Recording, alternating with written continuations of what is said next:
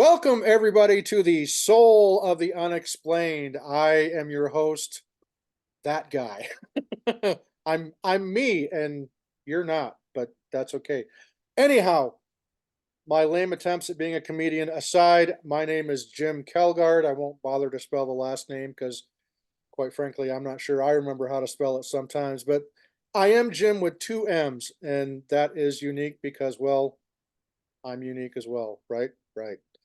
Anyhow, regrettably, folks, my awesome co-host and co-creator of the Soul of the Unexplained, my brother from another mother, Mr. Roger Stokes, is unable to be with us tonight. He's feeling under the weather, so of course I got my other favorite co-host, and we're going to have to make this guy an official co-host at the rate he's coming on to the Soul of the Unexplained.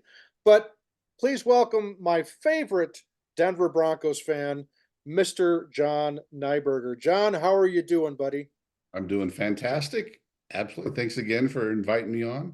Yeah, I'm glad to fill in for Roger as the deputy assistant associate substitute co-host. Okay, we're gonna have to shorten that into an acronym of some kind. Let's see, I'll have to deputy. figure it out. Too many words, too many letters. I'm a Raiders fan. Come on, get more than two words, and I'm like, huh?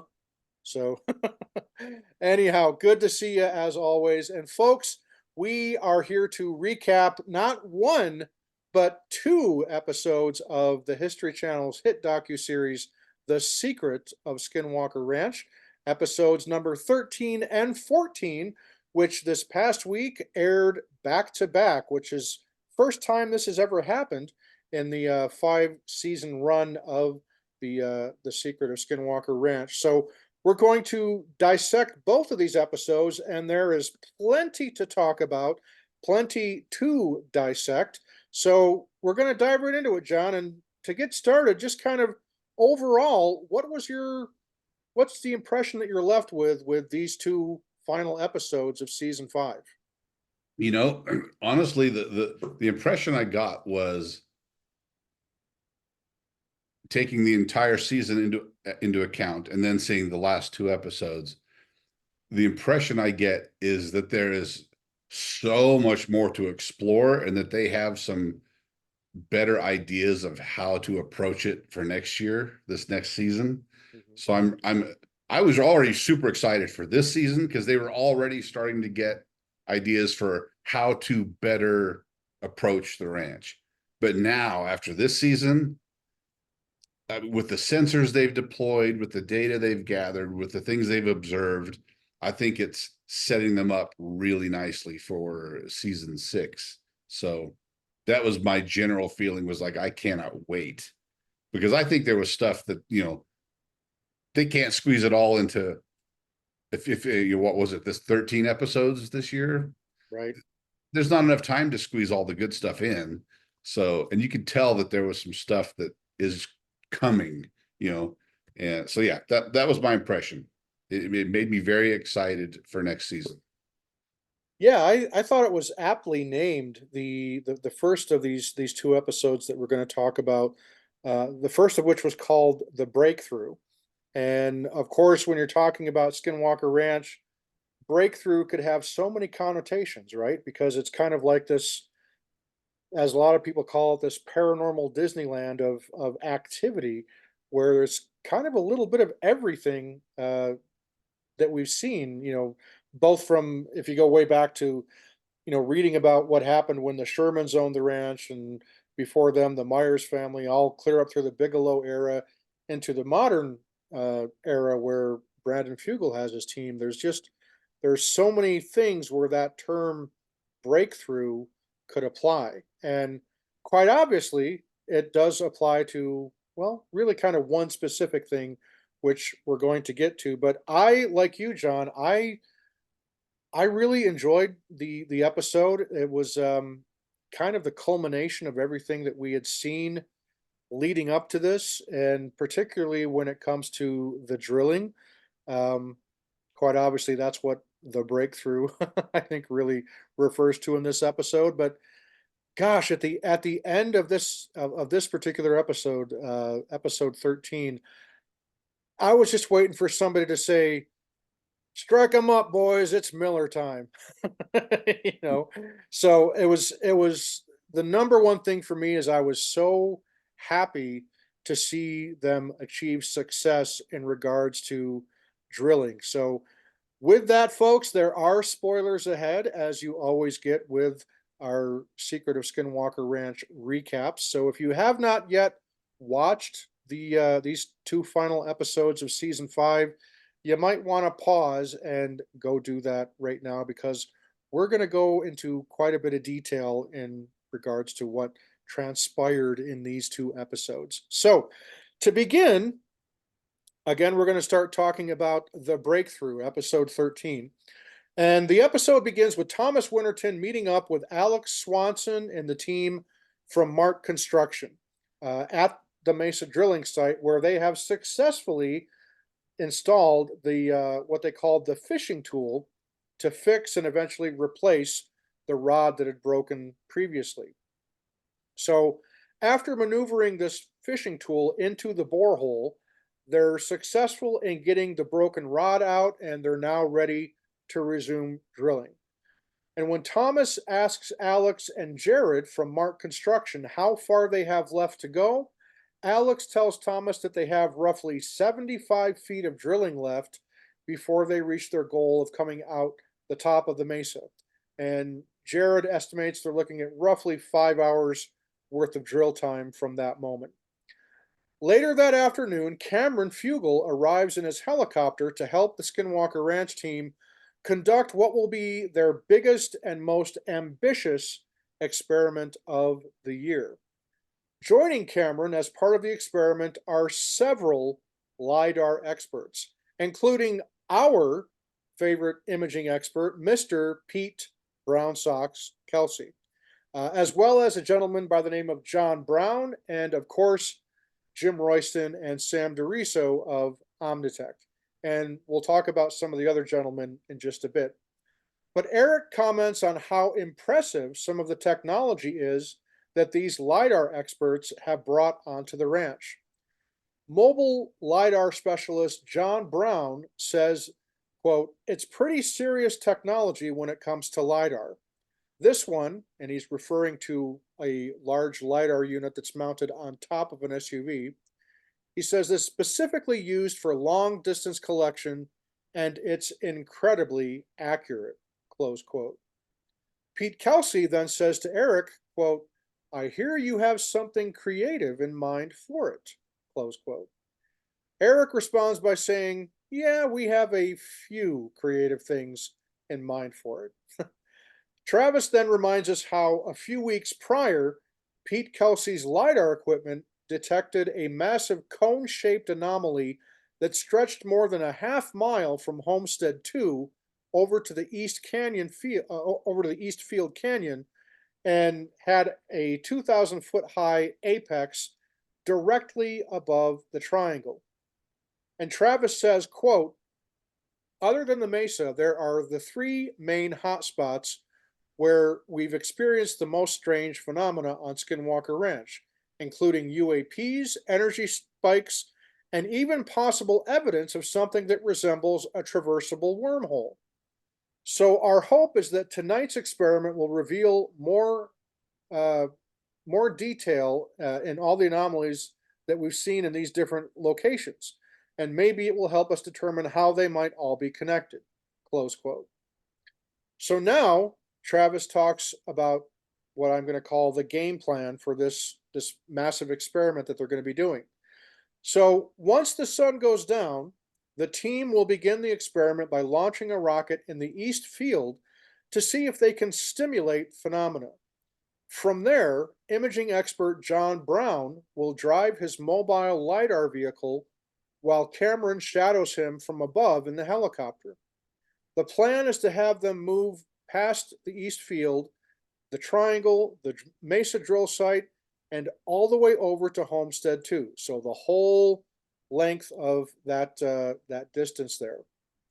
John Brown will be scanning the entire area between the ground and the helicopter for signs of the cone anomaly or any other strange phenomena. The mobile LiDAR unit mounted on this SUV will be running right underneath the helicopter. This will essentially give that LiDAR unit a target to focus on as it drives along its path from the East Field to Homestead 2. Sam DeRiso will be riding in that SUV with the mobile LiDAR unit with a multi-sensor box that will be logging data, and the SUV will also be fitted with a GPS tracker. Cameron, again, will be wearing night vision goggles in the helicopter, which might enable him to see aerial phenomena that's invisible to the naked eye. And once they reach Homestead 2, Thomas will launch a rocket from the Mesa drill site, and then they'll repeat the scanning process back towards the East Field. Excuse me. Jim Royston from Omnitech will fly his LiDAR drone between the triangle and the East Field along the same path, but will focus more on what's come to be known as the in and out location of the Mesa. And when I say in and out, obviously I'm not talking about the California based hamburger joint that has amazing hamburgers, but rather the points in the Mesa where they've seen UAPs fly into and then subsequently out of the Mesa. Caleb and Dragon will be down at the Eastfield Canyon area during the experiment, and Caleb will have the handheld SLAM LiDAR scanner to paint the whole area, as they say. Furthermore, it must be noted, in a bit of a change, the Mark Construction drilling team will continue drilling into the night during the experiment. The hope is that perhaps this might cause something strange to happen that they'll be able to detect and hopefully identify.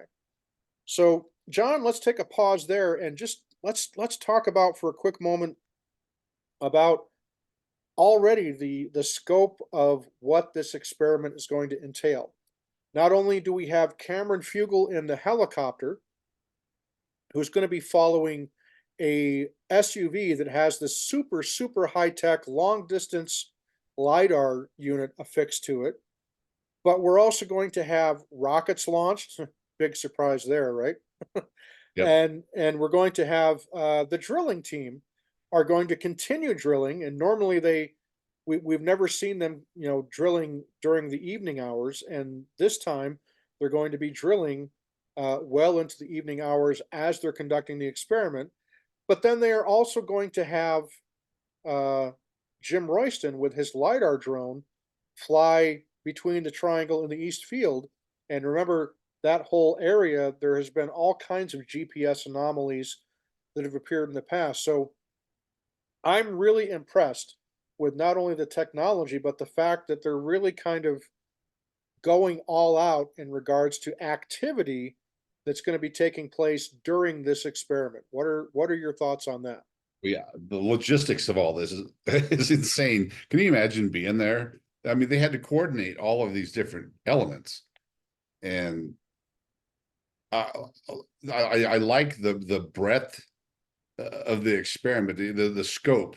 You know, they're trying so many different things all at the same time while getting the measurements. You know, they're getting the electromagnetic, frequency spectrum analyzer, measurements, and they're getting the lidar from two sources. You've got the moving vehicle, you've got the drone, then you've got the helicopter, and you've got rockets being launched, and you've got the drillers drilling. I mean, come on, trying to coordinate all of that. I Yeah, worry that they've produced too much data. right.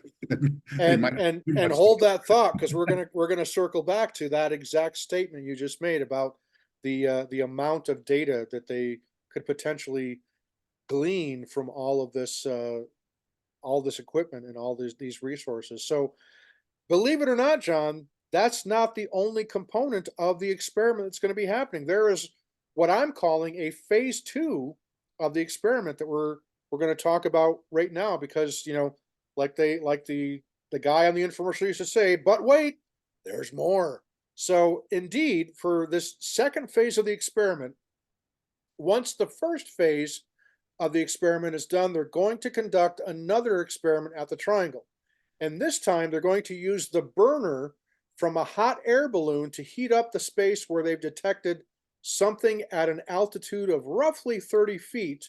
And while they're blasting the hot air into that 30-foot altitude, they'll be doing both thermal and LiDAR imaging of the area.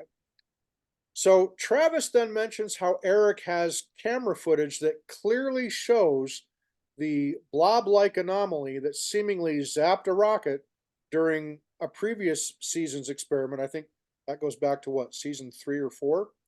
Uh, that blob-like anomaly is in fact a solid physical object that is invisible to the naked eye.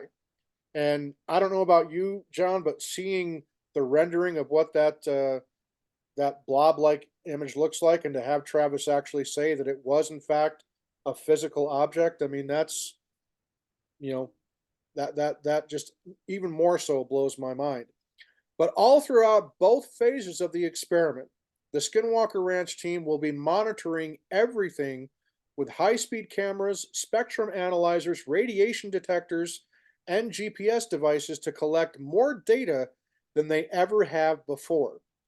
And Travis even says, quote, "This place has been hiding secrets from us for more than 5 years now. But tonight, we intend to finally reveal just what they truly are." Close quote. So let's take a quick pause there again, John. And now we have this other component of the experiment that involves the burner mechanism of a hot air balloon. And anybody that's ever seen hot air balloons, you know that quite obviously they work by means of shooting hot air up into the balloon because, of course, warm air is, warm air rises, hot, warm air rises, cold air sinks, all that whole grade school science that I hopefully most of you understand how that works. But they're going to be taking one of these hot air balloon burners and just shooting flames straight up into the sky right there in the triangle where the blob like anomaly appeared during a rocket test previously, where the rocket was zapped, and then they were able to capture the outline of what looked like, and now we know was in fact some kind of solid physical object that's there but is completely invisible to the naked eye. And so what are your thoughts on that, and how they're going to, use this now as if the other stuff wasn't cool enough? Yeah, I don't know. That all the other stuff is pretty strange. Like I don't know how to think about the blob.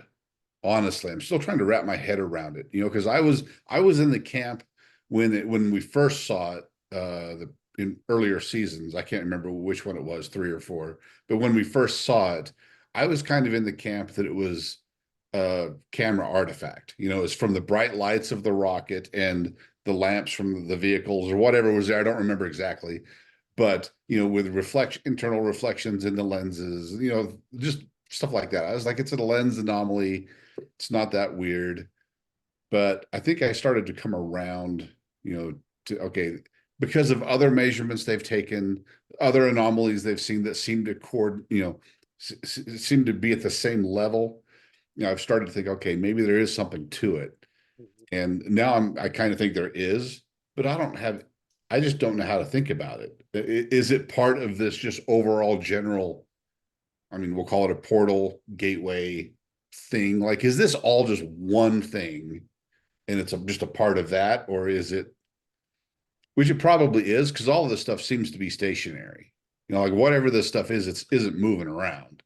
Right. So it probably is all part of one thing. So yeah, I'm just not quite sure what to think about it. It's kind of weird. And just so you know, folks, the image that I'm referring to, you actually get a good glimpse of it in one of the Beyond the Gates episodes that aired along with these two episodes, and you actually get a good screen capture of what Travis is referring to when he says that Eric, is able to let us know that this is in fact a physical object that's there. And for me, it was the first time that I recall seeing this particular image. So again, good reason to watch some of these Beyond the Gates uh, little, uh, flashback, I guess, kind of retrospective kind of episodes where they review stuff. So For me, I don't know. It was for me. It was an easier sell than it was for you, John. I think just because it, for some odd reason, and I can't tell you why, it just made sense to me that there would be an object there, and whether or not this object really is from our, I don't know what the word is that I'm looking for here. It's from our dimension, from our reality, from our timeline, but the fact that they now have confirming on multiple sensor platforms that this thing was in fact a physical object. But how is it that we can't see it? I mean, that's right out of the pages of science fiction. It's right out of Star Trek. It's Yeah, something that is the cloaked. It's cloaked invisible. Romulan warbird, right? Exactly. And if you remember on in Star Trek, the only time that you ever knew that it was there was when it fired a weapon, right? When it fired the photon torpedoes, that was when it would momentarily decloak, and that was how they were able to figure out where it was. And obviously, this thing isn't firing photon torpedoes, but same basic premise though that this is a solid three-dimensional physical object that's there in the sky. They don't know if it's there all the time or if it just, kind of comes and goes under certain circumstances or at its own leisure. But it's there and it's invisible. It's invisible. This is not supposed to be possible from what we understand with our current technology, which, we hear about all these high-tech stealth things that are tested by our government and other governments. But one thing that it does for me, John, and I don't know if you're even familiar with the story. We'll go off on a little detour here momentarily. But there's this story of something called the Philadelphia experiment that happened back in is alleged to have happened back in 1943 with a naval vessel called the USS Eldridge. And the way the story goes is that they were testing technology at the time using these super powerful magnets to make this naval ship invisible to radar. And apparently, the result, to cut a just tell you the highlights of the story. Not only did they make it invisible to radar, but the ship actually disappeared from sight. And then the story goes off into this weird bit where it basically teleports from where it was in Norfolk, Virginia, to this other place, um, several hundred miles away, like instantaneously, and was witnessed by all these people. And then the story of how when it comes back into its original point of origin, that there were members of the crew that were buried halfway into the bulkhead of the ship, like they had been phasing through the walls of the ship and rematerialized. So half of the body was on one side of the wall, the other half of the body was on the other side of the wall. So, you know, we've heard about our government, our military testing this kind of technology where, even to put a more modern spin on it, think of the Harry Potter movies, the Harry Potter books, where he has this invisibility cloak, where he's able to put this cloak over him and he's completely invisible. Now, he's still there, so if you were to bump into him, you'd feel that he's there. But nonetheless, invisible to the naked eye, just as this technology that they were, trying to put forth with this Philadelphia experiment thing. And of course, the Navy has, you know, debunked and said the Philadelphia experiment never happened. Nothing of the sort was done. No tests of the sort were done. So I tend to believe it. I tend to believe that the Philadelphia experiment was more of a fantastic story, more of a science fiction thing than an actual incident that occurred. But again, though, that technology of making something invisible to the naked eye. I mean, that's like the ultimate reconnaissance and spycraft to have is something like that that makes you invisible to where the only way that you can even see that it's there is to look through other kinds of spectrums of imaging like thermal and uh you know , infrared, and things like that. So, um, I don't know, for some reason though, this instance of grasping the fact that there is this invisible object, whatever it is, who knows what it is there at least occasionally. I mean, that's one of those reality breaking moments. At least it was for me. So Yeah, and who knows? Maybe it does shoot photon torpedoes, except these are made out of just photons, and that's what it's blasting stuff with. That's right, what it hit that rocket with. You right. never know. I mean, Yeah, if you were, I mean, we're at the stage now with Skinwalker Ranch where you tell me something and I'm not going to dismiss it outright, no matter how outlandish it sounds, because we've just seen that really truly extraordinary things that should not be possible do in fact happen. Why and how we still don't know, but yet they do nonetheless. yep, As and it we've seen the directed and electromagnetic, attacks, if you want to call them attacks, which I think at this point you probably could call them that.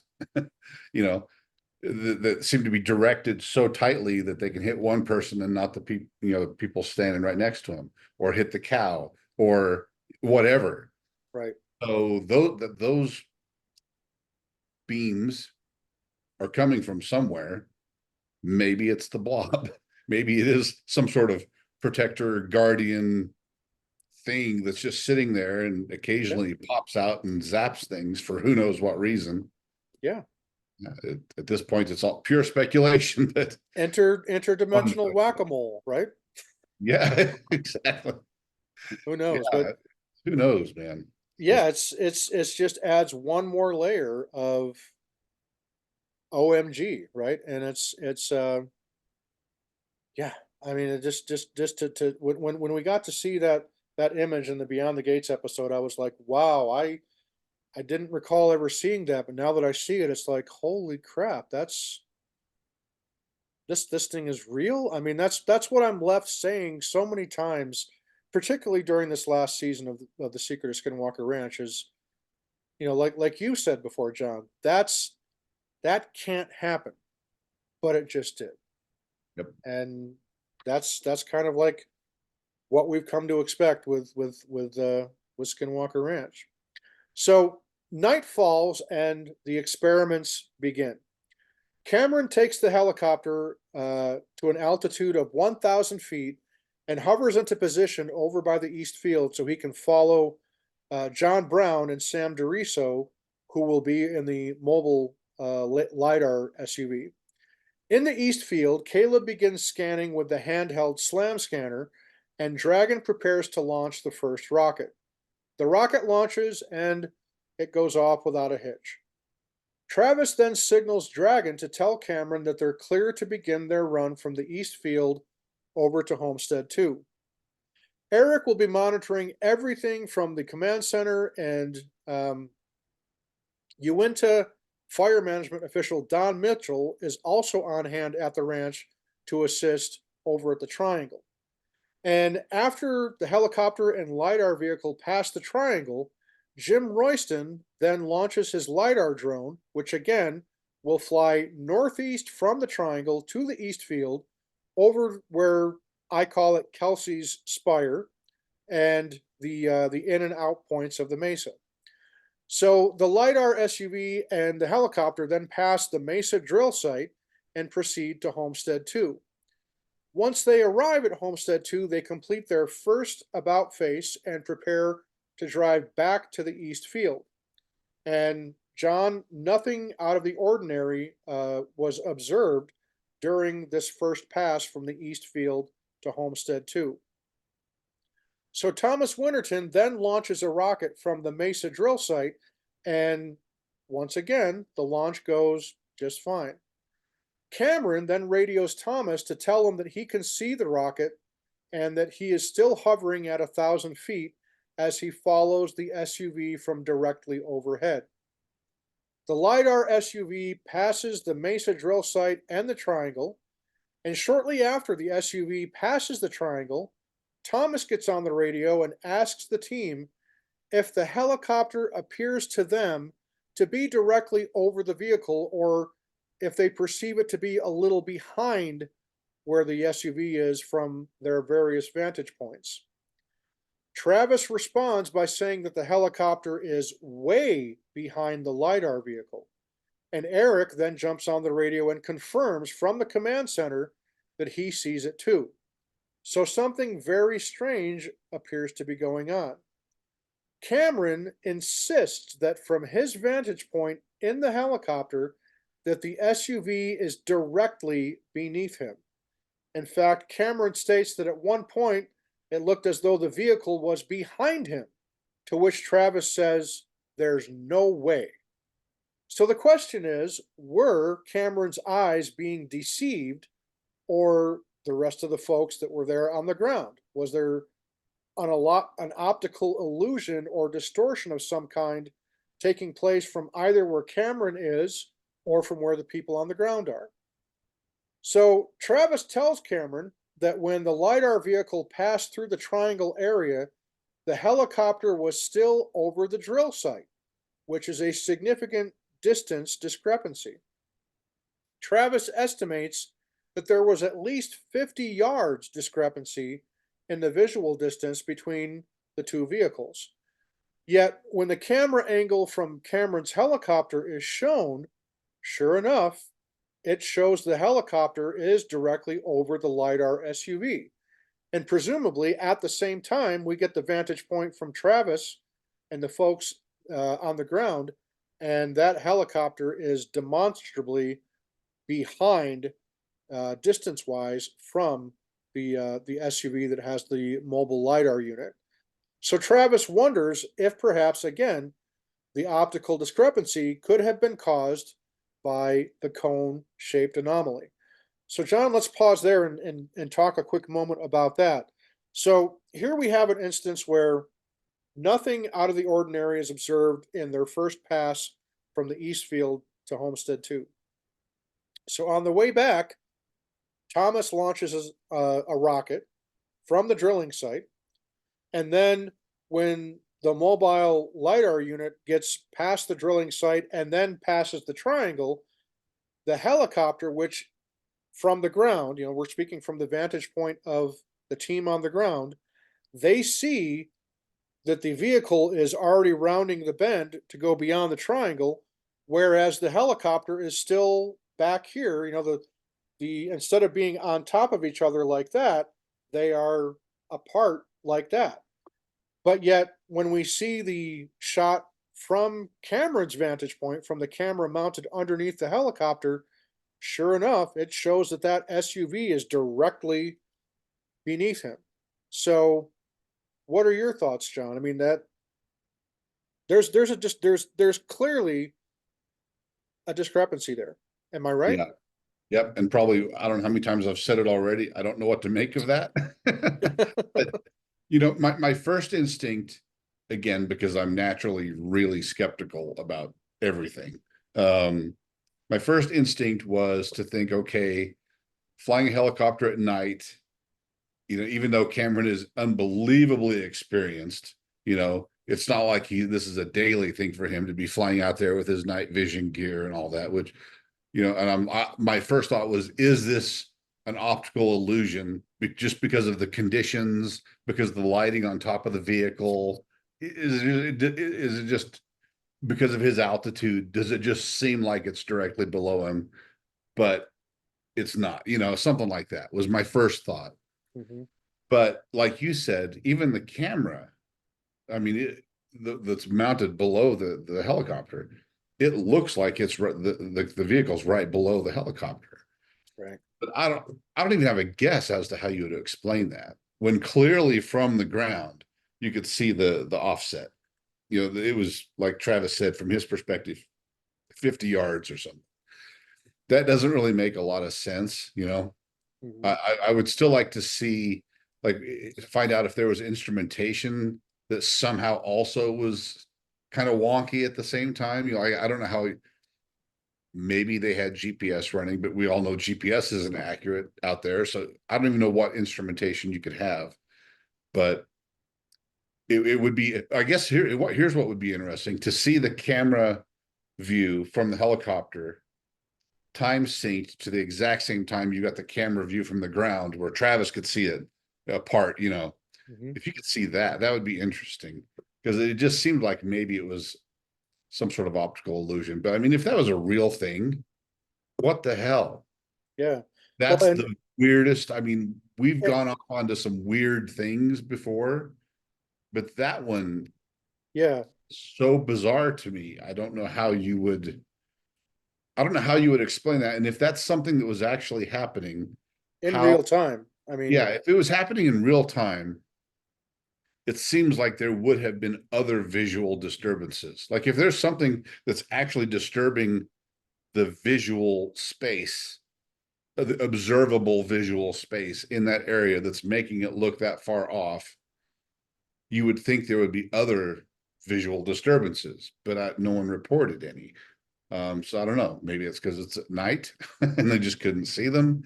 It just yeah. seems like there would be other effects, but Well, here's the other thing to consider is, I mean, speaking in terms of vantage points, now you had Travis and Don and all these guys that were there on the ground at the triangle.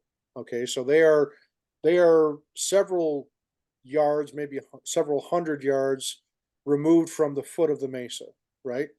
But then you have Thomas, who is, from what we, from what it looked like, he was on top of the mesa, because remember he launched the rocket. all right. So, so if Thomas, and this is just pure speculation on my part, because I don't really know for sure, but if Thomas was on top of the mesa, then you already have him from a different vantage point because he's already up at a higher level than ground level, than where the guys at the triangle are. You see what I'm Mm-hmm. saying? Yep. So if Thomas was able to see, hey, there's a gap in distance. Are you aware of this? And then the same thing is seen by the guys below him that are on the ground at the triangle area. I mean, that's another thing that's like, how is that even possible? But even if that's not the case, even if Thomas was at the base of the mesa, um, it was still witnessed by multiple people on the ground that there was in fact a noticeable distance of 50 yards, which of course is, half the distance of a football field, or the sum total of all the offensive yards of the New York Giants last season. Uh, thank you, folks. I'll be here all week. Try the veal. Sorry, not a Giants fan. I know, being a New Yorker, I should be, but I'm not. Go Raiders. Anyhow, I've derailed this yet again. So back to all seriousness, this I don't know. I don't have an answer. I don't have any. I don't even know where to begin. Is it a time space anomaly of some That's what I kind? was about to say is what if it's not spatial per se, it was time.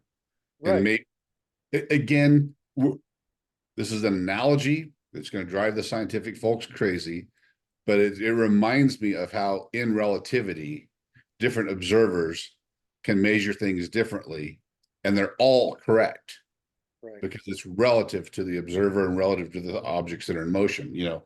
So if you're talking about relativistic, to get those effects, you have to be moving at relativistic speeds, though. A helicopter is not relativistic relative to the guys on the ground. right. So it's not going to be generating those sorts of effects. But it reminds me of that, where from one observer is observing uh himself being in sync with the vehicle, you know. He is simultaneously moving along at the same rate as the vehicle below, right? So for him, simultaneity, it, he views it from one perspective, but in relativity, simultaneity gets really bizarre, you know. And so from Travis's perspective or someone else's perspective, those two objects were not simultaneously in the same vertical plane, right? Right. It's it's again, they're not relativistic speeds, so that's not what's happening. But it reminds me of that, how it's like you have different observers reporting different things for the exact same time frame, or at least what they think is the same time frame. But I don't know how you explain that. Well, and let's also take into account that one of the observers, Travis Taylor, is an optical scientist. So he, Right. if there's anybody that would be able to take those kind of things into account Yep. in seeing something like this, he'd be able to say, well, no, it might be this kind of effect that we're seeing, or it could be this kind of, illusion that we're seeing. And we didn't get any of that. So I have to put my faith in Travis in saying that this truly was the way that they called it, at least from the ground, that there was a noticeable distance discrepancy between the helicopter and the mobile lidar unit. So yeah, that was a really interesting moment. And again, he brings up the whole point later on, which we'll get into, is could this have been a demonstration or artifact, if you will, of this cone anomaly, where it appears that there may be some kind of that time spatial distortion or displacement that you're talking about. And the answer is we don't know, but it sure is. It sure does beg the question, doesn't it? Mhm. So, so from there, as I put my four eyes back on, the um, the pair of vehicles reach the east gate, and Cameron ascends to an altitude of 2,000 feet, and they begin to do another pass heading from east to west back towards Homestead 2. Having Cameron go up to 2,000 feet will give the LiDAR vehicle a larger target to area to scan in on. But, John, what else do you recall, was at the 2,000 feet mark? Oh, that's when he started seeing things flying by him. No, that was at 5,000 feet. Right. What was it, 2,000? 2,000 feet was where they estimate the apex of the cone Oh, was. oh, right, right. And it's also where, if you remember, when they were shining the laser space cannons, that was the estimated altitude that they feel that the lasers cut off. Yep. So, so, uh, so Cameron is now up to that 2,000 foot mark in the helicopter. Dragon then launches a rocket from the east field, and once again, it seemingly goes off without a problem. However, not so fast. This is Skinwalker Ranch after all, folks. Cameron says that he does not see the rocket. Travis, Don, and Dragon all tell Cameron that he should have easily seen the rocket launching, as they could see it just fine from their vantage points on the ground. But yet, Cameron, up there at 2,000 feet, does not see this rocket launching. And remember, Cameron is looking at this through those night vision goggles, Hmm. and that exhaust, that blast from the rocket will show up very clearly in his night vision goggles. Yep. Travis then asks this question that we just mentioned a moment ago. He says, quote, "Is it possible that something was blocking Cameron's view of the rocket?" Close quote. Something invisible, perhaps. We don't know. Just then, Pete mentions that something interesting is showing up on Jim's LiDAR drone as it flies in the vicinity of Kelsey's spire. You remember the photogrammetry anomaly that was detected in season 2 or season 3, I can't remember which one. But Pete then says he's going to go check the terrestrial laser scanner. As Pete checks the terrestrial LiDAR, Travis radios Dragon to tell him that something was detected in the air by Jim's drone over by the spire. Travis wonders if Jim's LiDAR drone had picked up on the spire object, and if perhaps that is what obstructed Cameron's view of the rocket that Dragon had just launched. Pete then says, quote, Travis, take a look at this, close quote. And John, you can hear the astonishment in Pete's voice when he says that. Pete then shows Travis the preview of the data the terrestrial based LiDAR unit is detecting, and hold on to your jaw, folks, we see a very familiar sight. We see another vertical feature, as well as the familiar smear backdrop captured during the first detection of the cone anomaly. To which Pete says, that suggests we've got another cone. And Travis readily concurs. Wow. Uh, we got to talk about that, John. As Travis says, what the crap? What the actual crap, What the right? actual crap? um, Yeah, I'd say that I'm surprised. I can't really say I'm surprised because again, how many times have we seen the ranch just be like, "Wait a minute, hold my beer, wait till you see this." Um, and that's what unfolded right here once again with this terrestrial-based lidar laser scanner that Pete's got. Because remember, it was that particular lidar unit that detected the cone anomaly before. Um, and so to see just from the preview, now bear in mind, folks, they haven't processed the data. This is basically Pete just looking through the viewfinder, if you will, of this LiDAR unit. And yet, even doing that, he can see this same type of signature, if you will, that we saw with the cone anomaly is showing up yet again on his LiDAR scanner. John, what was that moment like for you? You know, weird. Again, I'm like, I don't know what to make of it. I'm so perplexed by these LiDAR results, how they're getting returns in the middle of just empty air. There's nothing there to reflect. LiDAR requires something to reflect back. So that means there's some sort of reflective feature that's not visible and not physical, but it's still causing the light to reflect back, at least at certain wavelengths. I don't get it, but it's the weirdest. I just don't know how you explain that. Like, I mean, I I get some of the other, I kind of have some ideas for some of the other LiDAR returns, where you're reflecting off of something that's actually there, but it seems there's like a time delay or something, so the returns look weird, but there still was something physically there to bounce off of, whether it was the mesa or the ground or something. But in this case, there's nothing there.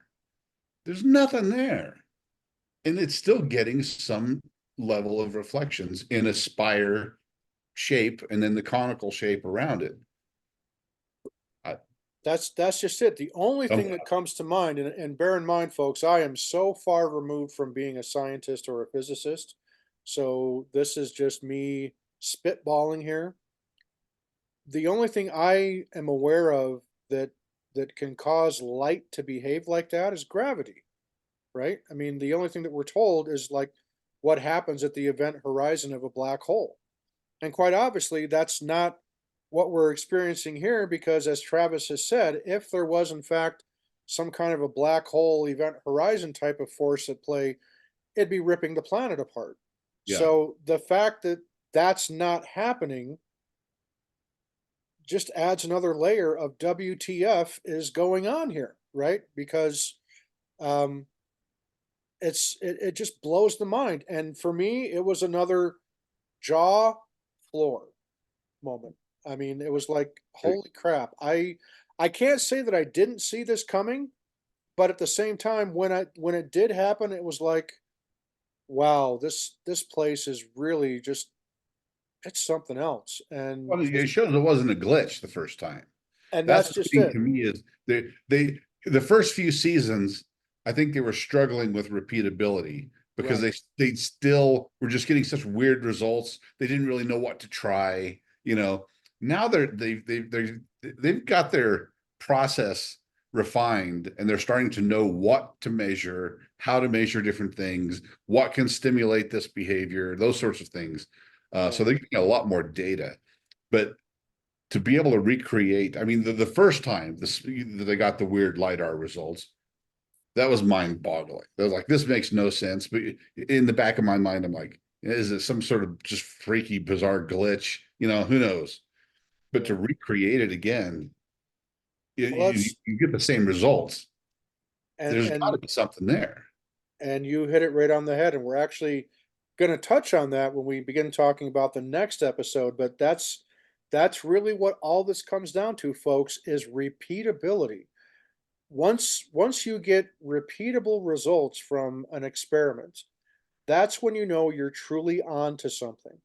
And the fact that this is the second time now, and it gets revealed later on. Obviously, we're jumping ahead a little bit here, but it's quite obvious that they're getting a reproduction right down to the last minute detail, pretty much, of what they had happen the in that cone zone episode that happened a couple episodes ago, where they first detected this cone shaped anomaly. And yeah, for me, that was like a real big wow moment. Uh, really, I mean, what do you do? you know? So from there, folks, the team are now ready to begin phase two of the experiment with the hot air balloon burner. So Travis radios Steve Jones, who is the hot air balloon specialist that's there at the ranch, who's come to visit the ranch specifically for this experiment. It's not like he's there all the time. Like, hey, they got a hot air balloon guy there at the ranch all the time. But this Steve Jones is the guy who's going to be handling that for him. And Dragon and Caleb, they wrap up their deal that they're doing out there in the East Field and head over to the Triangle to help observe the burn experiment that's going to be taking place. Travis then tells Cameron to proceed to an altitude of 5,000 feet to see if perhaps the cone anomaly goes higher than the previously viewed 2,000-foot ceiling. Travis also wants to see if Cameron continues to experience optical distortions at the higher altitude. Once Caleb gets to the Triangle, Travis asks him to get the slam scanner going both before and during the burn begins. So the first burn begins, and folks, it's impressive. Steve Jones then tells Travis that he can use more horsepower, or in this case, quite literally, firepower, on the next burn, and Travis is like, hell yeah, do it. So the second burn is even more impressive. He uses more power behind it, and from his position at the 5,000-foot mark above the Triangle, Cameron remarks that he can see the flames really well through his night vision. Cameron then notices a strange static hiss over his radio every time the burner, the hot air balloon burner, fires. On the next burn, the static happens again. Travis then says, how can fire cause static on the radio? There is nothing in the burner's mechanics, folks, that could have caused Cameron's communication system to suddenly experience a bunch of static. Just then, in the thermal camera, Caleb and Bobby Valentine from Valentine brand spot something that appears to move across the camera. And folks, I would describe this as something like the Predator effect. If you've ever watched the old Arnold Schwarzenegger action movie Predator, where again, this, alien is able to use this stealth technology that he wears and turn himself invisible to where you can't see him with the naked eye. But yet, when he moves, there's like an optical distortion that happens where you can detect a little bit of motion, but it's like really hazy kind of type thing.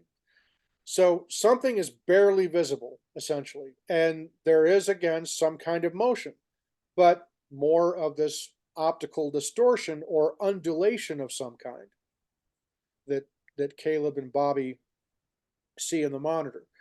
On the final burn, the heat signature from the burner seems to form a donut-like shape, for want of a better term, and possibly curve around the edge of some unseen object that is fixated at about the 30 to 40-foot altitude mark.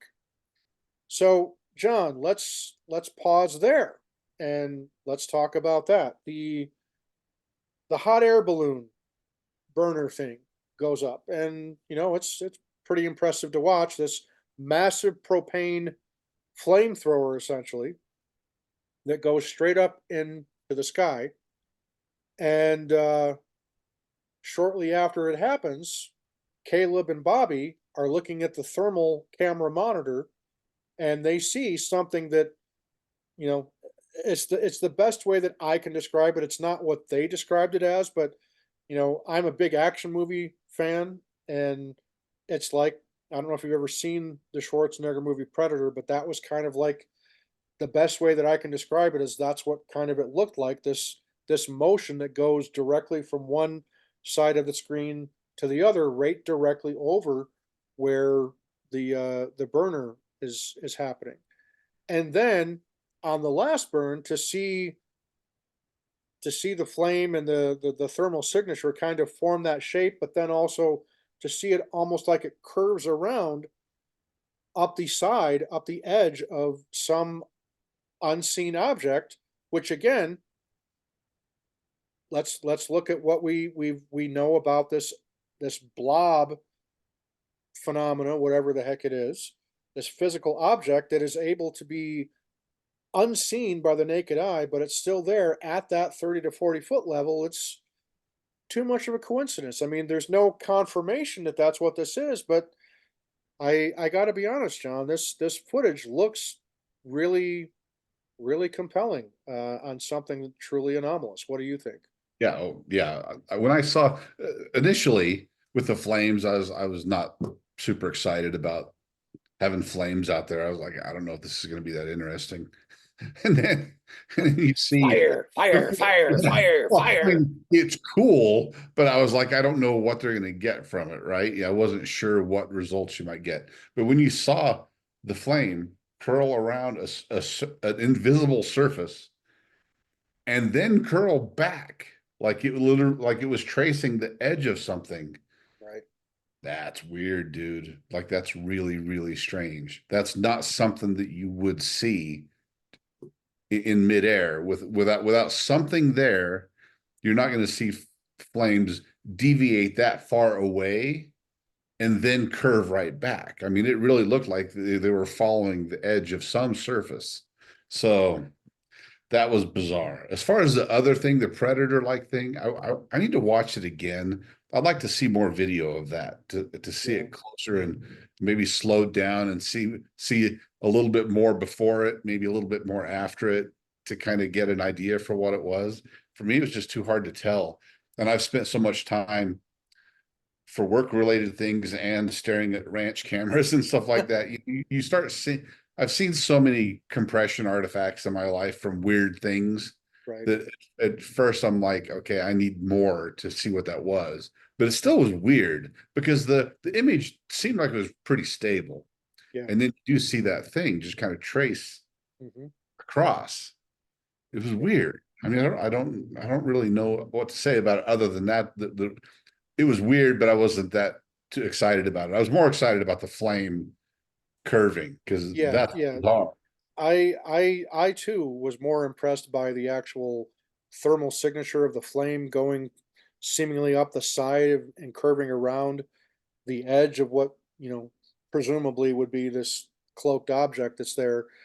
But there was still enough of this thing that tracked across the thermal screen that had that predator like effect that I was like, wow, that's really interesting. But again, is that just simply like you're saying, like a digital compression type of an artifact that we're looking at, or is this really truly part of the phenomena? And that's one of the things that I would just love to dive into and find out more about because you hear so many accounts of how people see stuff like that, not just on Skinwalker Ranch. I mean, getting even into the realm of Sasquatch, you see a lot of reports of Sasquatch sightings where they see something like that, where there's like a optical distortion right in this area where they just physically saw a Sasquatch, and then it like it has this presumably would have this ability to, you know, enact this kind of stealth technology and disappear from view and become, ensconced, cloaked, whatever you want to call it. So whether you choose to believe any of that is entirely up to you because I myself don't know how much stock I place in any of those kind of stories, but uh, there's enough reports that I think it merits further investigation. It merits looking deeper into it and how exactly you go about doing this. Because again, this was with a thermal camera with FLIR, so it's not like it was that it was something more easily explainable. At least I would imagine. So the fact that it showed up on a thermal imaging makes it all the more interesting and fascinating to me. But That's true. That's a good point. That wasn't yeah, just visual, yeah, you wavelengths. That was, yeah, yeah. that's It was that it makes it a little was more intriguing, doesn't it? it really does. It really does. So from there, folks, the focus shifts back to Cameron, who again is hovering at the 5,000 foot mark above the triangle. And he then radios that he's starting to see objects whizzing by the helicopter in his night vision goggles. The objects, of course, are not visible to the naked eye, and Cameron sees at least three of these objects. Thomas then radios Travis and the guys at the triangle from the top of the mesa and tells them that the ground is moving, and he estimates that they are mere minutes away from the drill bit breaking through the top of the mesa, right? So Cameron then picks up Caleb and Eric from the command center, or the helipad rather, and takes them to the top of the mesa so they can record the moment and capture any data from the moment that the drill bit breaks through the top of the mesa. Thomas says, quote, "We've been out here drilling for the longest time. We've faced tons of obstacles and tons of delays. So it's fitting that we're finally going to punch through the top of the mesa the same time that we're doing our final experiment." Close quote. The ground then begins to heave and water bubbles up from the surface, and voila, the drill bit breaks through the surface on top of the mesa. Eric then radios, "Travis, be advised, we have broken through." Close quote. It's Miller time, boys, right? So Travis whoops and hollers, and the guys high five and congratulate each other to enjoy the moment. Eric radios Travis to tell him, quote, "There's a lot of work ahead of us once we ream this thing out. It looks like we have got a perfect asset for studying what's going on inside of this mesa." Close quote.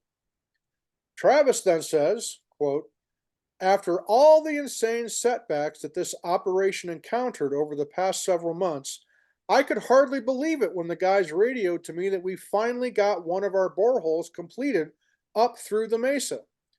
And for it to happen in the midst of everything else that went on tonight was like icing on the cake. I'd say this was one of the best experiments we've ever had during our investigation here on Skinwalker Ranch." Close quote. Thomas says, quote, "Seeing that 6-inch bit pop through the top just felt like such a victory. And we're going to take that victory lap. We're going to enjoy it. And we're going to come back next year. We'll get our 18-inch hole from top to bottom because we're not going to stop until we figure out what's inside this mesa." Close quote. So, John, it's now time to call it a night and for Eric, Pete, and Jim to begin the damn near insurmountable task of processing the data from the evening. An evening which, according to Eric, has yielded more data than every prior experiment conducted on the ranch leading up to that point combined. And John, that's a wrap on season 5 of The Secret of Skinwalker Ranch. Uh, I think it was absolutely wonderful, and I felt that elation, by proxy, of course, but I still felt that moment of wow, they finally succeeded. They finally broke through the mesa and got that first borehole completed, and you can just tell how excited Travis in particular was to see that moment finally take place. And I think that's a an achievement and an accomplishment that is well worth celebrating. How about you? Heck yeah. I was honestly starting to wonder if they'd ever get through it. Yeah, I mean, so many obstacles, kept coming up. I thought, you know what? They're never going to get through this. That's why we were joking around a few weeks ago. I was like, we might have to just blow up the mesa, even Just though blow that's the that last some thing we bitch want up. to do. Start some blasting, maybe see what happens. But I was pretty excited to see them actually get through that because now they can, you know, bore it out, get a little bit bigger. And I wonder if the plan is, I wonder if they could use that to help guide the next hole if they wanted to do a second hole. Like, I wonder if they can have beacons or something in that other one going along with it to Right. maybe, I don't know. I don't know if that would work. I don't know how that works, but having one is now that's amazing. You know, they're going to be able to do a lot of experimentation and maybe finally get a better picture of what in the hell is actually stuck in the mesa. But yeah, so that was pretty exciting. That was a celebration worthy event. I agree. I do have one concern, and I know I'm not alone in this because when our friend Jeff Freeman did his recap episode a couple of nights ago, there were several people that that also brought this point up, which is, you know, it seemed kind of odd that they have this big moment and then they shut down. They don't bother to ream it. They don't, you know, enlarge it to the larger size. They don't encase it in concrete. And we're also left not knowing how are they going to protect it.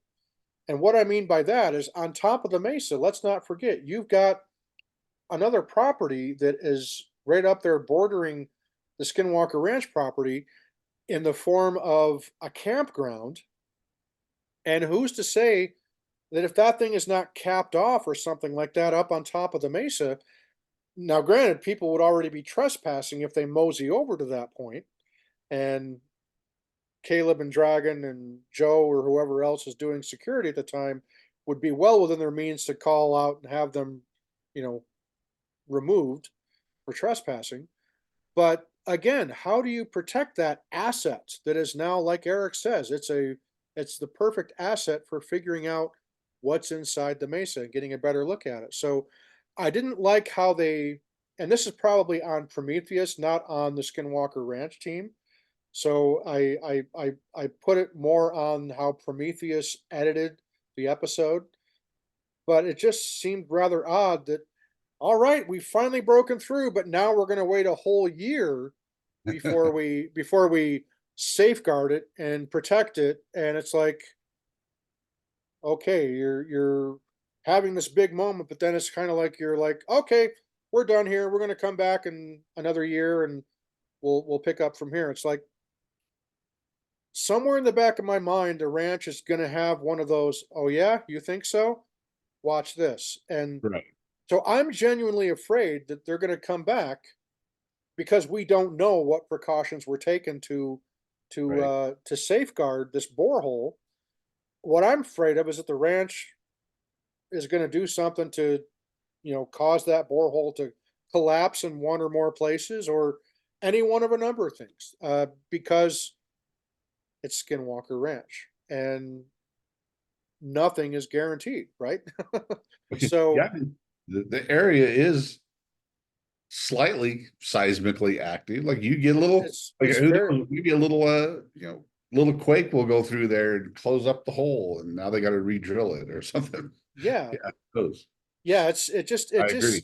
It just was a moment where it's like, okay, is this Prometheus that did this, or was this? Because I mean, obviously, it was getting toward where the colder weather is going to be coming in, and I can tell you from, I mean, I've never been on the ranch physically, but I've been out in that specific area within, you know, a couple of miles of where the ranch is in the autumn and in the wintertime. And I can tell you it gets wet and muddy and all kinds of unpleasant. And I'm sure on the ranch it's even more so.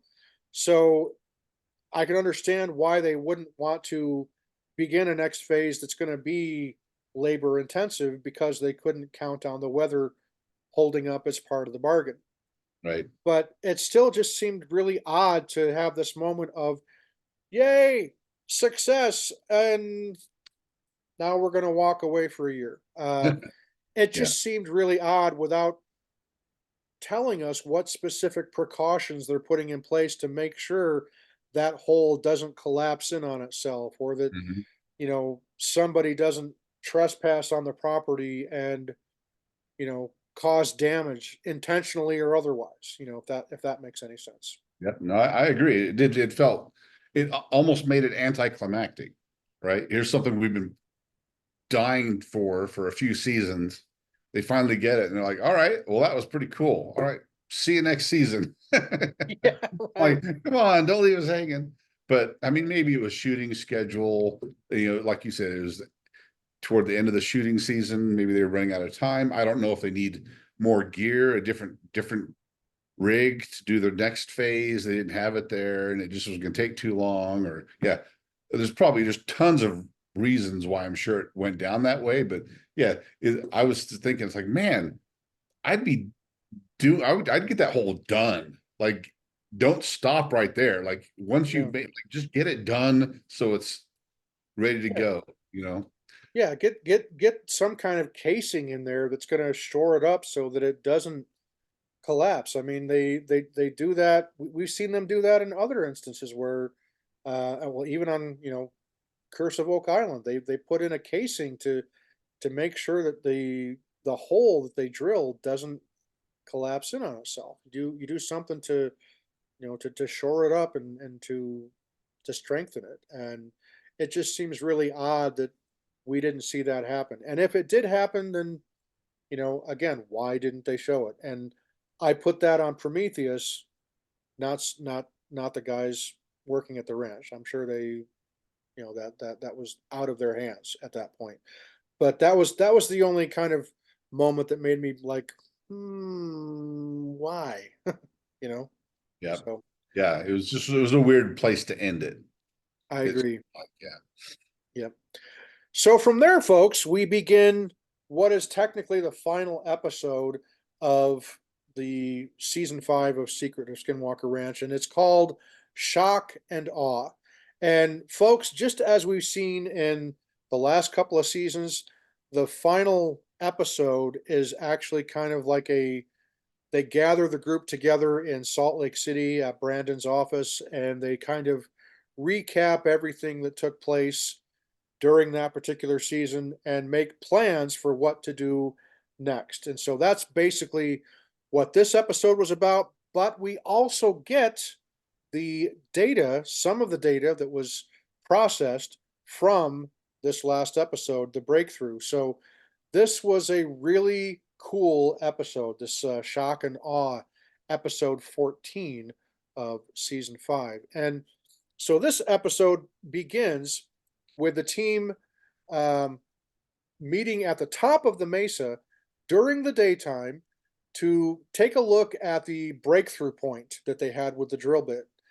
Because of the lateness in the season and with the coming of the harsh autumn and winter weather, the team decide to suspend the drilling operation until next year.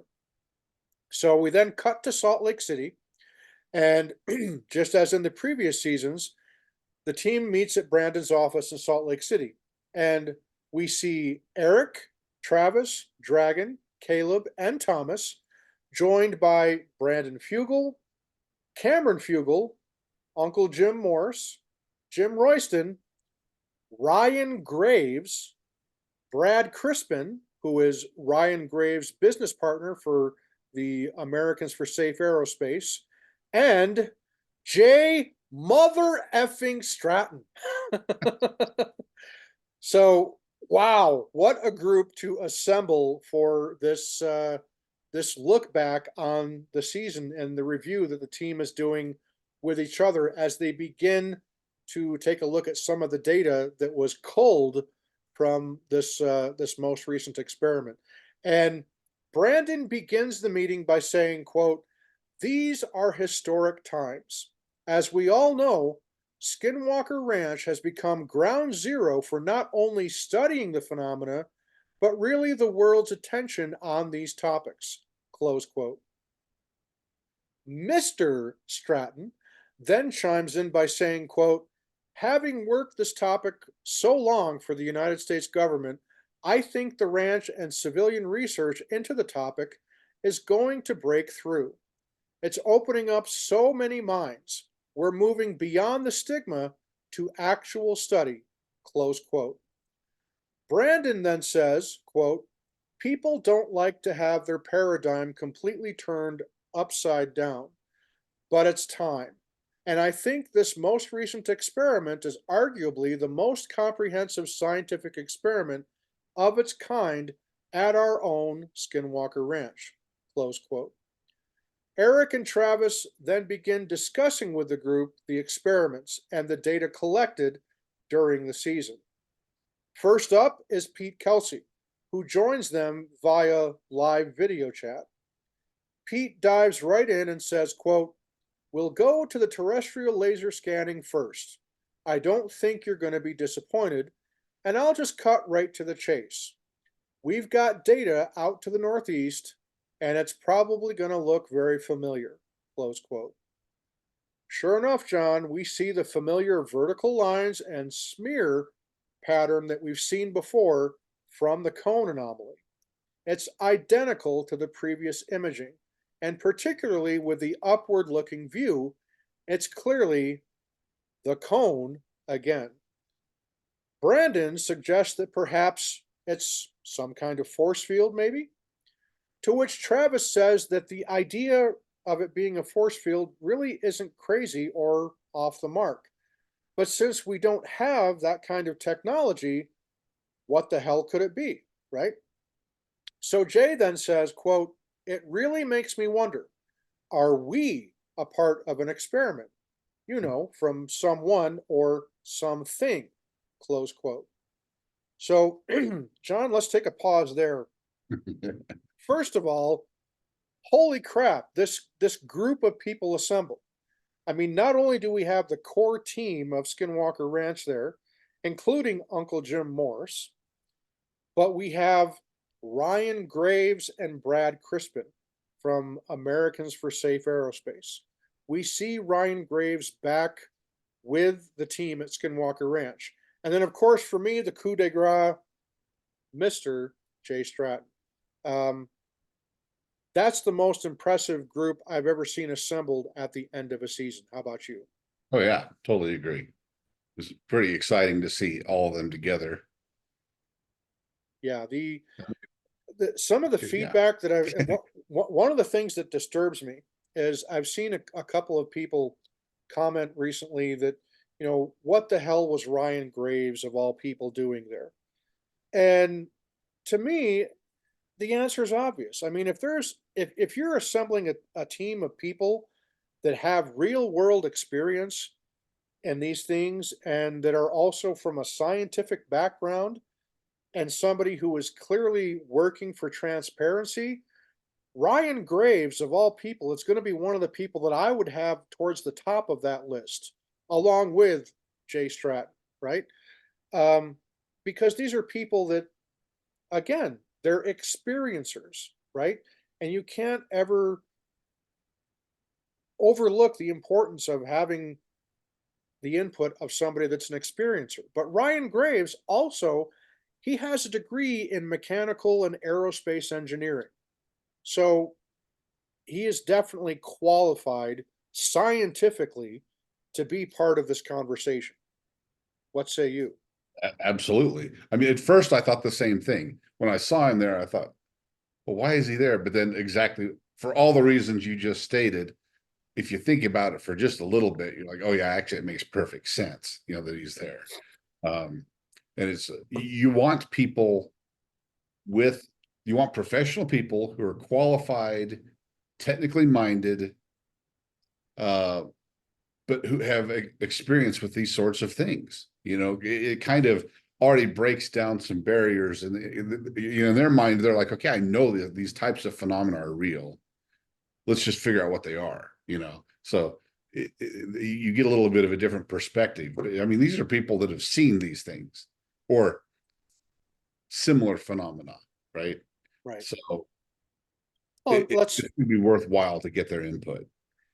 it absolutely would. And let's also take a look at who's some of the people that they've had join for these recaps in the past. You've had George Knapp, right? Well, we obviously know what George Knapp's relevance to the topic is because he's basically like Mr. UFO, right? I mean, he's been following UAP and UFO disclosure since his interview with Bob Lazar going back to 1989. So naturally, you want to have George Knapp there. Plus, George Knapp was a contributor to the Hunt for the Skinwalker and Skinwalkers at the Pentagon books, right? So George Knapp makes sense to have somebody like him there.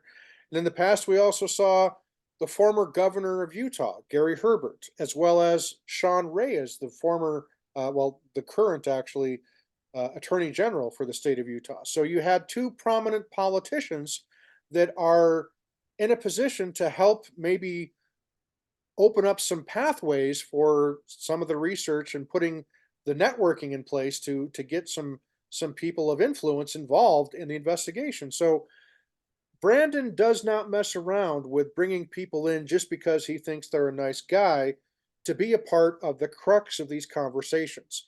And so it is with this group that I think that he's assembled around the round table, Knights of Skinwalker Ranch, right?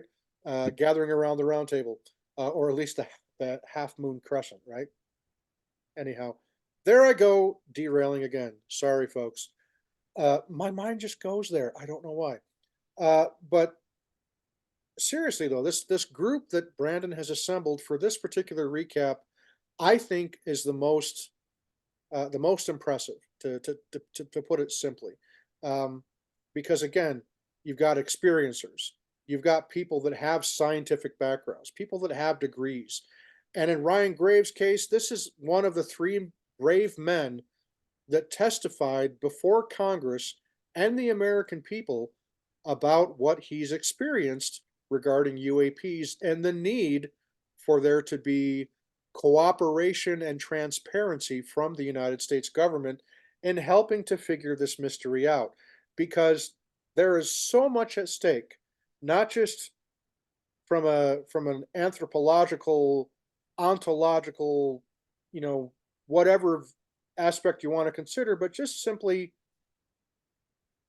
from an aspect of also safety. I mean, the very nature of Ryan's business that he has, this Americans for Safe Aerospace, their whole mission is to make the skies safer because these objects, these phenomena are flying with impunity and they do pose a risk and or threat to the men and women that fly not just our military aircraft, but commercial aircraft and private personal aircraft as well. So again, why wouldn't you want Ryan Graves involved in this type of conversation, particularly after he's already been to Skinwalker Ranch, right? So,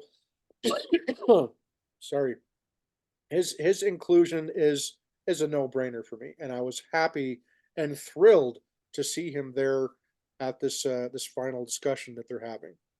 So from there, John, Pete really starts to dive into the data and he shows the results from the mobile LiDAR scanner. And again, this was the one that was mounted on the SUV that Cameron was following in the helicopter. And Pete says, once again, to the northeast, to the east field, there's data that frankly shouldn't be there. Close quote. The image Pete then shares shows returns of some kind of object in the same vicinity as what I term as Kelsey's Spire, the photogrammetry image that was discovered several seasons ago, in the same exact area. So, John, the key takeaway from the data that Pete shares is that in both of these instances, with both the terrestrial LiDAR scanner and with this mobile LiDAR scanner, they got repeatable results from previous data that had been gathered. And that is huge, right? It's massive. I mean, that's what you want is repeatability, because it gives them something that they can repeat, obviously, but it gives them a direction. They're like, okay, we know that there's something here. It gives them a framework. They're like, okay, now let's start attacking. We know there's something doing this, reflecting LiDAR. There's something there that shouldn't be there. How else can we attack it? Can we attack it with more LiDAR, assets, or is there something else we can use to try to determine some sort of shape or characterize its behavior. Is it always there? Is it only there sometimes? Those sorts of things.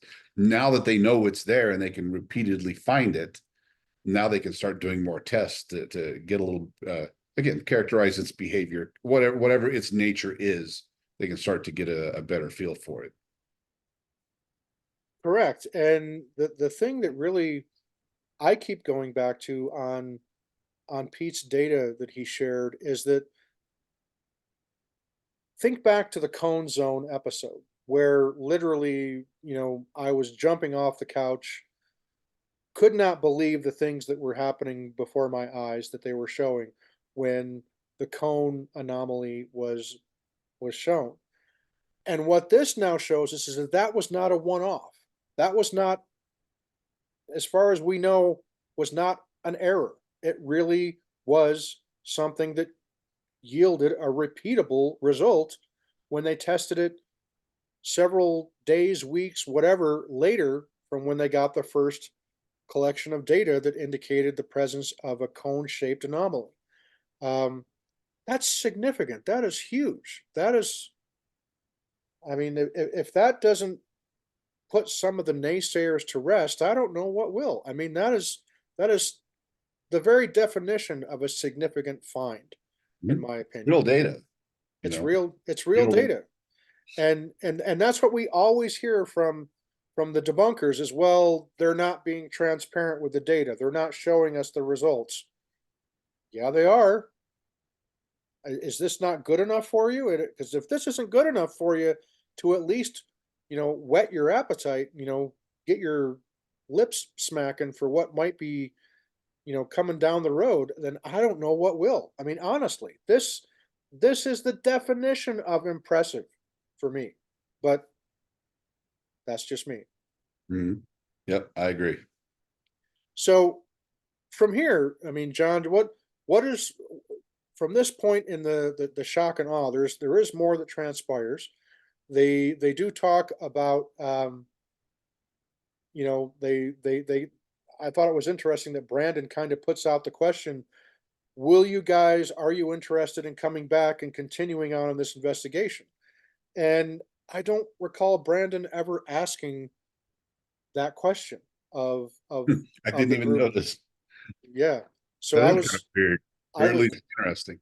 yeah, I was really impressed and kind of took notice of that. But just overall, and I don't want to devote a lot of time to looking back on the whole of season 5 because we're going to record a podcast here in the not too distant future, which I would love to have you be a part of, John, where Roger and I and you and maybe we'll get Seth and maybe some other folks to really look back on all of season 5 and talk about all the things and have a full season recap. So they kind of did that with the remainder of what transpired in this shock and awe episode, but it was really just more confirmation of yes, there really is something extraordinary going on here. We are finally starting to unravel bits of the mystery because of our perseverance and the fact that we're being led by the data, and the data is leading us to some really extraordinary possibilities, I guess is the best way that I would phrase it. So what's your take on how the rest of this episode plays out, and is there anything else significant that sticks out to you in what happens after this point in this I final think the only episode? other thing, there was the thermal video of the river or the creek with the light suddenly appearing out of nowhere and kind of moving Right. around a little bit and then disappearing again. That was really interesting. So I kind of hope they explore that more. I mean, I don't know how you would explain that. I mean, there could have been lot. I mean, hell, there could have been somebody over there crawling around, fell into the creek, turned on their flashlight, and they're like, "Hell, I'm stuck. I need to get out of here." And then, who knows what it could. But it would be interesting to find out what caused that, because that did look a little anomalous. I was like, Yeah, yeah. I'm glad you brought that up because I'd completely forgotten about that. Uh, that was really it looked really odd. It looked like the light was actually under the water. Um, Yeah, it was weird. and that it was maybe causing a disturbance in the water with the movement of the water. But again, we don't know because of the distance involved at the the point that the image was captured. But the fact that it showed uh, was compelling enough in and of itself for me anyway. What it was, who knows? Uh, could there be a perfectly mundane and rational explanation for it? Yeah, you have to say yes, possibly. Uh, could have been swamp gas reflecting off Venus, right? Yeah, absolutely. I Because mean, that's the first thing because they it was a need to, river after all. yeah, they need to eliminate that first before they go on to the other explanations. Right. Or was it something more exotic? You know, something akin to what they call the Casimir effect, which I don't see how it would be because there's no granite or quartz that I'm aware of that would be there in that vicinity of the river. But could that have been the opening and closing of a portal in the water? Would that be unheard of? You know, Another dire wolf another yeah showing up. was Maybe is that's where they come in and out, you know? exactly is that the entry and exit point for some of the cryptids, for some of the creatures, for whatever this maybe alleged dire wolf might be. Just that was kind of like another moment that I was just not expecting to see. Yeah. It's And like, oh, by the way, yeah, yeah, it's like, there's this thing that happened that's super weird. but As if, wait, like, there's more. right. Yeah, it's just like, oh yeah, and then by the way, this light came out of nowhere and then disappeared again. And all right. Yeah, It's an embarrassment of riches as far as things to investigate now. They've gone from season one knowing, okay, there's something weird here, but we don't know how to approach it, to now there's so much weird here. How in the hell they would need 30 episodes in a season to, I mean, there's so many different experiments that they can run now. I don't know how to squeeze it into a normal season. There's too much that they could do. I love that phrase that you used. It's an embarrassment of riches of weird. I mean, that's perfectly summed up right there. Excellent job on that. I could not agree more. It is just that. I mean, just when you think, because again, you know, and I really don't want to begin a whole season retrospective on this, but everything from the dire wolf or whatever that creature ends up being, and we are going to find out what it is. Uh, and for the record, I think it's probably a descendant of some kind, some undocumented species. Uh, but then again, what if? That's what's so exciting about this new direwolf aspect to the story, is that previously this was only something that was in the realm of the hunt for the skinwalker. It was just a story and eyewitness accounts that were passed down from the Shermans, uh, you know, of this creature. That the best way they were able to describe it was that it looked like something that's been extinct for at least 10,000 years. So, what if that's what the DNA results come back indicating, that, yeah, it's a dire wolf or it's a new generation of this, again, this undocumented descendant of a dire wolf? I mean, either scenario is a game changer, right? So, whatever this is, unless this just happens to be some odd genetic mutation, which again is another possibility, right? But what if it is one of those more exotic conclusions where it either is an undocumented descendant species of the dire wolf?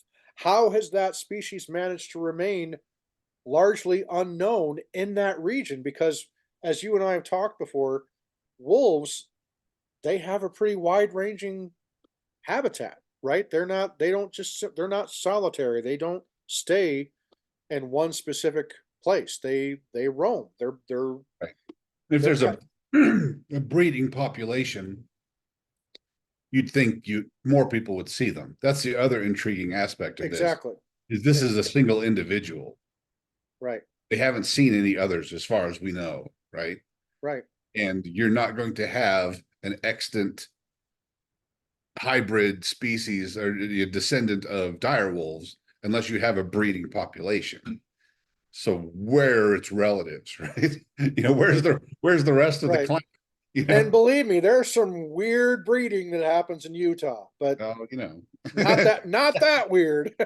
At least as far as we know. But we will be anxiously awaiting those DNA results because I, it will be a game changer, particularly if it happens to confirm that that creature that they found in the river was an actual dire wolf. Then the question becomes, did they never go extinct? And if they never went extinct, then where is this breeding population? Where is this extant, enclave of dire wolves? And quite obviously, they wouldn't just be on the Skinwalker Ranch property. exactly. Uh, or is would it then be a more exotic explanation? Is there an instance of a portal opening on the ranch at various times where these creatures are literally traveling through time, once one place in time, however many tens of thousands of years ago. And the example that I put forth in the past, which is, here's this dire wolf just, out doing his walk looking for prey back in, 10, 14,000 years ago. And then all of a sudden he walks across this one plane or area where a portal happens to open up, and all of a sudden, bam, he's in 2024. So, in an instance such as that, you would imagine that the DNA would be fresh, right? Because that creature, even though he was originated in 10 to 14,000 years ago, he's jumping across time into 2024, and he's still the same age that he was when he walked through that portal. So even though in 2024 he's over 10,000 years old, you know, in 2024, if that was the case of what happened, where it walked through some kind of portal anomaly and jumped through time into 2024, it's, as Ben the biologist said, it's a juvenile. It's not a fully adult of whatever species it ends up being. So again, just one more thing that is so fascinating about this ranch that I honestly didn't see us being at this point where we'd be having a conversation about the direwolf and how it tied into all the previous experiences. But again, it begs me to bring up the point that the Shermans, their account, hard to believe though it is when you read it in The Hunt for the Skinwalker, we now, as Travis has said, we have to look at it under a different lens because we now have what looks like maybe physical empirical evidence, hard physical evidence in the form of, physical remains of a creature, not to mention all the times that even Chris Bartell and Caleb mentioned this, that there's been large canine like tracks that have been found all throughout the property. That if this is a dog, it's a damn big dog, right? And Chris Bartell, when he was on this podcast, The Soul of the Unexplained, with Roger and I, talked about how the creature that he caught a brief glimpse of was really big, like the size of a donkey, like a really, a small horse kind of type size, which would actually be bigger than a dire wolf. A dire wolf wasn't quite that big. I mean, it was big, but not quite that big. So, you know, I I think that Chris Bartell is a very believable individual. I believe when he says that he saw what he saw. I have no reason to think otherwise. And I don't know Terry and Gwen Sherman from Adam, so but all the people that are character witnesses on behalf of Terry Sherman say that he's not the kind of guy that would make a story like this up.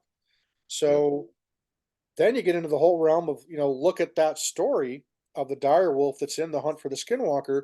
Not only did they see this thing and touch it and smell it because it was so up close to them, they remarked at how tame this creature was when the Shermans saw it, but then how they had to shoot it because it went after their calf, and they ended up firing, several rounds from a 357 Magnum at damn near point blank range, and it didn't even phase the creature. And then they had to go get a 30-06 rifle and shoot it, and then that was enough firepower that it, you know, caused it to jump back. But you know, what in the world is impervious as a living creature the size of a wolf or even a horse for that matter? A 357 will kill a horse, let alone several shots from a 357. I mean, that's not a small handgun. Yeah, and it was So, point blank according to their description of the event. yeah. It was So, right there, you know. yeah, so that's where the paranormal aspect of it comes through. So, the fact that we now have to look at that Sherman's dire wolf account in a different light with the evidence that we now have from what we've caught a glimpse of this past season, what else that I read during in that Hunt for the Skinwalker book that I was kind of like, well, I don't know what to think about that I now have to go back and reevaluate and reassess and say, well, is that just the precedent for some of the things that we're now seeing the team gather actual data on with some of the things that they're encountering?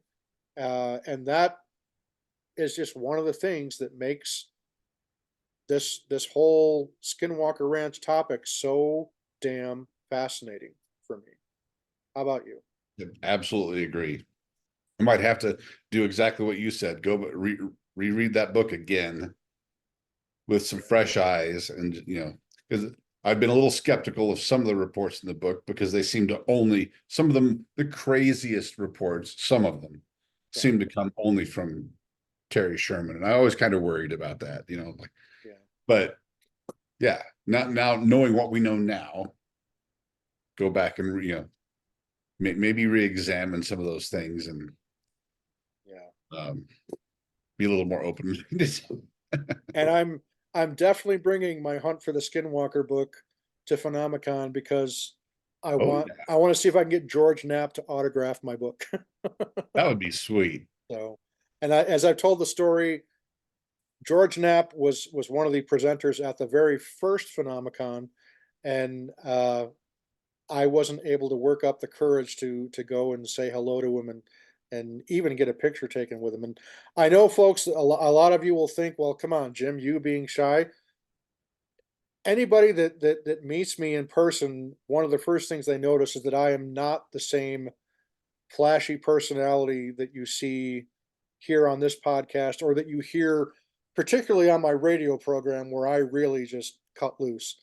So I'm actually in person. I'm a very timid and tend to be a kind of a shy, observant kind of guy. I'm not the loud, hey everybody, I'm here kind of guy. And so uh I just always feel really awkward walking up to celebrities like George Knapp.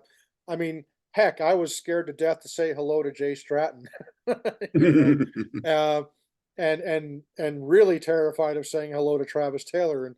And here we are, John. You and I are both going to be playing in a band with both Travis Taylor and Jay Stratton at Phenomicon. What? See what you've done, Jim. Yeah. Okay, I got to stop being shy, right? Right. Uh, but yeah, I mean that's just well, and I guess we can end there. Is I'm so excited to go to Phenomicon, which is now just a little over a month away, and not just getting a chance to see all of the Skinwalker Ranch team in person, but to also see people like Jay Stratton give his presentation. Pete Kelsey's coming back to give a presentation. Um, George Knapp is going to be there to give the closing presentation for the conference right before we go on stage, right? I've heard rumors that George Knapp might even be introducing the band, Yeah, how uh, cool would that be? which would be really cool, you know. Um, so it's just I look back on where I began this journey, not just with this podcast, but when I first read the copy of The Hunt for the Skinwalker that I bought back in along about 2007. If you had told me back then that one day I would get to meet and that there would be this television series about Skinwalker Ranch to really give you an in-depth, you know, amazing look at what goes on at the ranch, and then that I would get to, know all these people, and then get to know somebody like Jay Stratton and have this opportunity to this marvelous, incredible, unbelievable opportunity to share the stage with them and play with them in a band. There's no way that I would have believed it even a year ago. I would have been like, yeah, right, Jim. Uh-huh. Sure, sure you are. Um, and I still can't believe it's happening. And as I said the last time we were talking about this, I'm so incredibly humbled and honored to have the opportunity to be on stage, not just with John and or with Jay. I guess his real name is John now that I think of it, though, isn't it? But to be on stage with Jay and Travis and Micah and Caleb, but also to be on stage with you, John. I mean, I'm excited for that. How To cool is to that? to We to, just to met last year, and now we're going to be playing music together. right? I mean, you came to the insider meetup that I hosted last year, and that was the first time we met, and we hit it right off talking about Yeah. bizarre archaeology and artifacts, right? So, and this whole bit about how there's been Egyptian artifacts that have been found in the mountain in the Uinta Basin in Utah, and so it's like the mystery of Skinwalker Ranch isn't the only strange and exotic thing that happens in the Uinta Basin, and yet here we are a year later, and you and I are good friends now, and we're playing in a band together with these amazing gentlemen that are connected to Skinwalker Ranch, and it's just yeah, what alternate reality, what alternate timeline did I slip into? Because I don't want to go back. No, me either. I mean, truly, But no pressure. Now we only have a yeah, month to learn all those songs, right? and I still don't know what songs we're doing. I don't either. I don't know. I don't know if anyone knows. We've got a list of like there's like a list of 30 some odd songs, and Oh, we're like 50 now. it's it's like it's like as soon as we get it narrowed down, Travis is like, oh, and we got to do this one. Oh, and we can't do that one unless we do this one. It's like I have to learn all these. But even then, though, what a that is not a complaint at all. That's just Oh. I'm just I'm just so excited that I get to be a part of this and to see how excited Travis is. I mean, just to see how amped up he is about performing at Phenomicon. Um, it's going to be something special, and I don't know what else I can say to except to say that I'm so absolutely humbled and honored to be a part of it. It's truly a privilege, and I just hope I don't cock it up. Yeah, me too. Yeah, it'll be fine. Yeah, right on. So John, any closing thoughts and remarks on these remarkable two final episodes of The Secret of Skinwalker Ranch? Nope. I'll end how I started. I am even more excited about what's coming next season. Again, knowing how many different things they know now that they didn't know before, Right. that has given them some direction. And now I think they know what they want to look for now, whereas in the past they didn't. But I think they know a lot more now. So I'm very interested to see what they do next. Yeah. I as well. I'm so excited to see where the investigation goes next. I'm excited to see some of these storylines advance, particularly pertaining to drilling into the mesa. Um, And that's the thing about Skinwalker Ranch is it's kind of like the gift that keeps on giving and taking away and giving and taking away. It's like, it's like it's simultaneously like the greatest prank gift and the most extraordinary gift, right? I mean, it's just there's just nothing like it. And it's been such, I mean, speaking of privileges and honors, it's been so wonderful to be a spectator watching all of this unfold and to have access to this type of an investigation. Even if you're not a Skinwalker Ranch insider, the fact that we have this docuseries to see these extraordinary things happen, things that up to this point we thought were only possible in the realm of science fiction, comic books, fairy tales, cartoons, I mean, you name it, but yet we're now seeing that some of these things have a basis in reality, and that's just one of the many things that just keeps me all in as far as Skinwalker Ranch goes. And it's been an absolute pleasure to watch all of these seasons unfold to this moment, where they finally break through the mesa for their first borehole, and just all the things that we saw in this season, which I can't wait to dissect with you and our roundtable when we do our full season recap, Mhm. which is coming soon, folks. But no, John, thank you so much for filling in for Roger again and for being the awesome person that you are.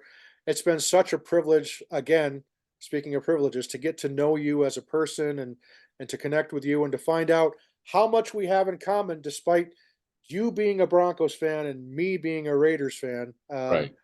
Talk about things that shouldn't be possible, right? It shouldn't happen, but it just did. Shouldn't happen, but it just did.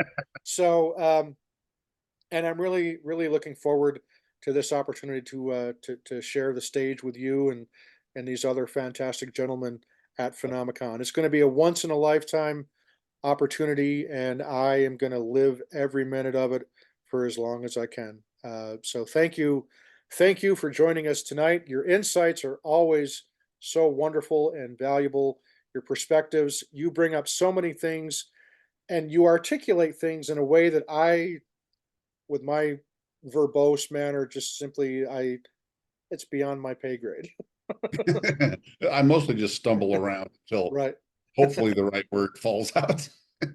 You do a wonderful job. So thank you. And we would like to wish Roger a very speedy recovery. And we know that he's going to be rejoining us very soon. But until then, Roger, we're all thinking of you and praying for you and hoping that you get back on your feet as quickly as you can. We certainly miss you, without question.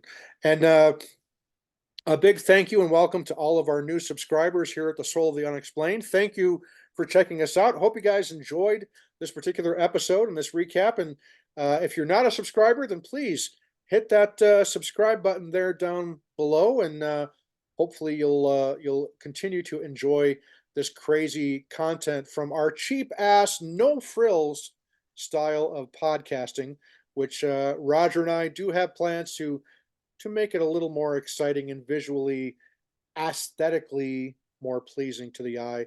But for now, if you want to get the really good podcast, go see Jeff Freeman over at the J Free 906 podcast right here on YouTube as well. And a big shout out to Jeff and to Linda and Christina and to all of the wonderful J Free 906 community that Jeff has, many of whom thankfully are also subscribers to the Soul of the Unexplained. Folks, take care of yourselves, love one another, take care of one another, be nice to bunnies, because I said so, because I like bunnies. Bunnies are awesome. Some people are dog people, some people are cat people. I like bunnies. So go figure. Must be your I can't even claim that as a Raiders fan thing, John. So that's just No, a definitely that's not. that's just a Jim quirk.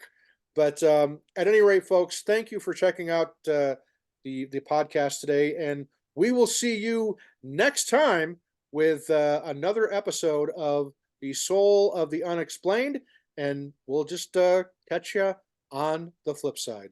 See ya.